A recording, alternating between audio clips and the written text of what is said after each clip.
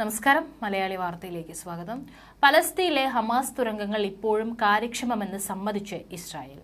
കഴിഞ്ഞ 9 മാസമായി പലസ്തീൻ പ്രദേശത്ത് ഇസ്രായേൽ തീവ്രമായ ബോംബാക്രമണം നടത്തിയിട്ടും ഹമാസ് തുരങ്ക ശൃംഖലയുടെ ഭൂരിഭാഗവും ഇപ്പോഴും പ്രവർത്തനക്ഷമമായിരിക്കുകയും ഇസ്രായേലിലെ സുരക്ഷാ ഭീഷണി ഉയർത്തുകയും ചെയ്യുന്നുവെന്നാണ് ഇസ്രായേൽ സൈനിക റിപ്പോർട്ട്. മധ്യ ഗാസയിലെ അഭയാർത്ഥി ക്യാമ്പുകളിലും തെക്ക് റാഫയിലും വടക്ക് ഷൈജയിലും ഹമാസ് തുരങ്കങ്ങൾ നല്ല നിലയിലാണ് പ്രവർത്തിക്കുന്നതെന്നും ഇസ്രായേൽ ഓൺലൈൻ പത്രമായ ടൈംസ് ഓഫ് ഇസ്രായേൽ പറയുന്നു. ഇവയ്ക്കെല്ലാം ഇസ്രായേലിനോട് യുദ്ധം ചെയ്യാനുള്ള കഴിവുണ്ടെന്നും റിപ്പോർട്ട് ചൂണ്ടിക്കാട്ടുന്നു. ഗാസയിലെ ഹമാസ് തുരങ്ക ശൃംഖലയ്ക്ക് 563 മുതൽ 724 കിലോമീറ്റർ വരെ നീളമുണ്ടെന്നും ജനുവരിയിൽ ഇസ്രായേൽ സൈനിക കാര്യ മന്ത്രാലയം അറിയിച്ചിരുന്നു. പലസ്തീനുകൾക്കെതിരെ പതിറ്റാണ്ടുകളായി ഇസ്രായേൽ നടത്തിയ രക്തച്ചൊരിച്ചിലിനും നാശത്തിനും മറുപടിയായി ഹമാസ് ഓപ്പറേഷൻ അലക്സ സ്റ്റോം നടത്തിയതിനു ശേഷമാണ് ഒക്ടോബർ 7-ന് ഇസ്രായേൽ ഗാസയിൽ യുദ്ധം ആരംഭിച്ചത്.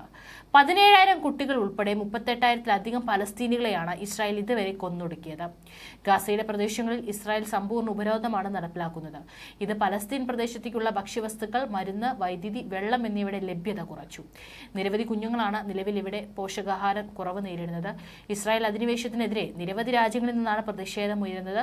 വെടിനിർത്തൽ ചർച്ച നടക്കാനിരിക്കെ ഗാസ സിറ്റിയിൽ നിന്ന് മുഴുവൻ പലസ്തീനികളോടും ഒഴിഞ്ഞു പോകണമെന്ന മുന്നറിയിപ്പുമായി ഇസ്രായേൽ സൈന്യവും രംഗത്തുണ്ട്.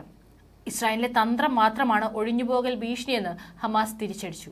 അതിനിടെ ഇസ്രായേൽ മിനി മന്ത്രിസഭാ യോഗം ഇന്ന് ചേരും. കെയ്റോയിലും ദോഹയിലുമായി വെടിനിർത്തൽ ചർച്ചകൾ പുരോഗമിക്കുമ്പോഴും പലസ്തീൻ കൂട്ടക്കൊല തുടരുകയാണ്. ഇസ്രായേൽ ഇന്നലെ മാത്രം ഗാസയിൽ 54 പേർ കൊല്ലപ്പെട്ടു. മധ്യ ഗാസയിലെ ദെയ്ദർ അൽ ബലാഹിൽ ഇസ്രായേൽ സൈന്യം പ്രഖ്യാപിച്ച സുരക്ഷിത മേഖല ഉൾപ്പെട്ട അഭയാർത്ഥി ക്യാമ്പുകളിലായിരുന്നു ബോംബ് വർഷം.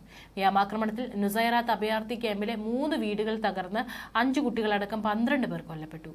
ഗാസ സിറ്റിയിൽ നിന്ന് മുഴുവൻ പേരും ഒഴിഞ്ഞു പോകണമെന്നാവശ്യപ്പെട്ട് സൈന്യം ലഘുലേഖകൾ വിതരണം ചെയ്തു. കൂടുതൽ വ്യാപ്തിയുള്ള ആക്രമണത്തിന് മുന്നോടിയായാണ് ജനങ്ങളോട് ഒഴിഞ്ഞു പോകാനുള്ള ആഹ്വാനമെന്ന് സൈന്യം പറഞ്ഞു.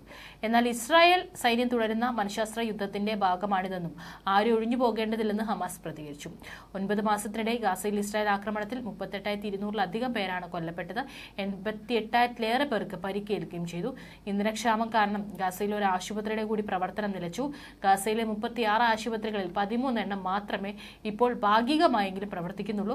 കെയ്റോയും ദോഹയും കേന്ദ്രീകരിച്ച് വെടിനിർത്തൽ ചർച്ചയ്ക്ക് മുന്നോടിയായുള്ള കൂടിയാലോചനകൾ ഇന്നലെയും തുടർന്നു. American coordinator McGurk Qatar, Egypt നേതാക്കളുമായി ചർച്ച നടത്തി. ബന്ദികളുടെ മോചനം ലക്ഷ്യമിട്ടുള്ള വെടിനിർത്തൽ കരാർ വേണമെന്നത് തന്നെയാണ് ഇസ്രായേൽ ആഗ്രഹിക്കുന്നതെന്നും അതേസമയം രാജ്യത്തിന്റെ സുരക്ഷയിൽ വിട്ടുവീഴ്ച ചെയ്യാൻ കഴിയില്ലെന്നും പ്രതിരോധ മന്ത്രി യോ ഗാലന്റ് പറഞ്ഞു.